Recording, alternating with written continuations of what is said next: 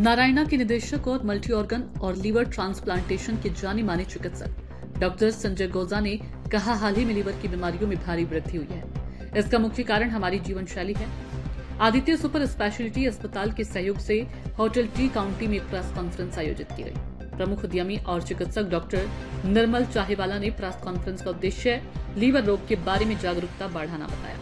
Aditya super speciality अस्पताल में liver clinic शुरू किया गया है। यहाँ पर अनुभवी लीवर विशेषज्ञ समय समय पर मरीज की जांच करेंगे। उन्होंने ये भी बताया कि भविष्य में लीवर ट्रांसप्लांट की सुविधा भी उपलब्ध होगी। डॉक्टर गौजा जैसे अनुभवी चिकित्सक की देखरेख में मरीजों को वह सुविधा मिल सकती है।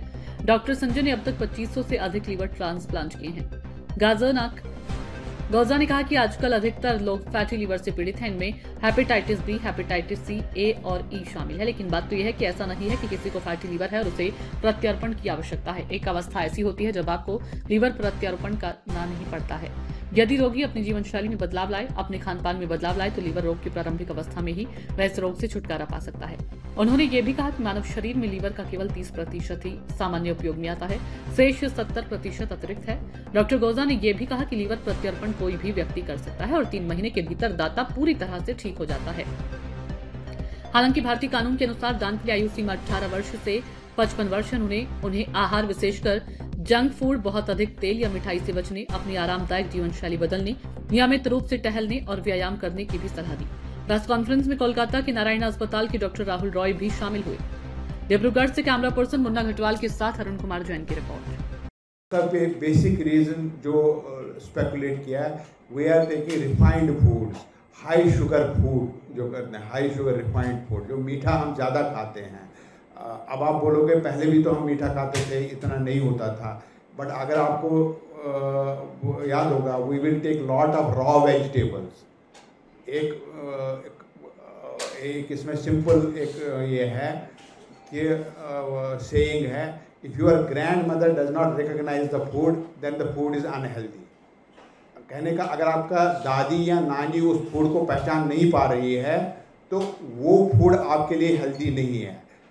हम लोग we are not build to eat pasta और दिस वन, वो इटालियन है। हमारी ग्रैंड मदर को पास्ता नहीं पता था, लेकिन हमारे जीन्स में it will never tolerate that sort of food.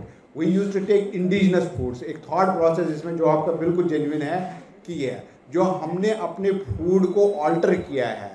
अब आप देखो, लोग KFC में होते हैं, मैकडोनल्ड में होते हैं, ये हमारा इंडिजिनस फूड तो नहीं है ना। So it has something to do with this thing also. So जो फूड अभी हम खाते हैं, जो हमारे परदादा खाते थे, हम नहीं खा रहे हैं वो। अगर वो मीठा खाते थे, उसके साथ वो चलते भी थे, फिजिकल एक्सरसाइज भी था, गाड़ियाँ नहीं थी, वो अपनी जो कैलोरीज उससे आती थी उसको स्पेंड करते थे। अभी क्या है, हमने खाना खाया, मीठा खाया, गाड़ी ऑन की, मिठाई दुकान में वो चल पड़े। वो हमारे लिवर में एक टाइम में 60 ग्राम से ऊपर लिवर स्टोर नहीं कर सकता शुगर। उसके ऊपर जो भी शुगर आप जाएंगे वो फैट में कन्वर्ट होता है।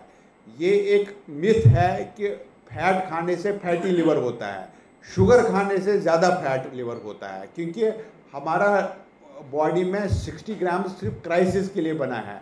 अगर आप देखेंगे, जब आपको बहुत भूख होती है, नर्वसनेस हो जाता है, एंग्जाइटी हो जाती है, पसीना आने लग जाता है, क्योंकि रिजर्व ज़्यादा नहीं होता है शुगर का हमारे पास।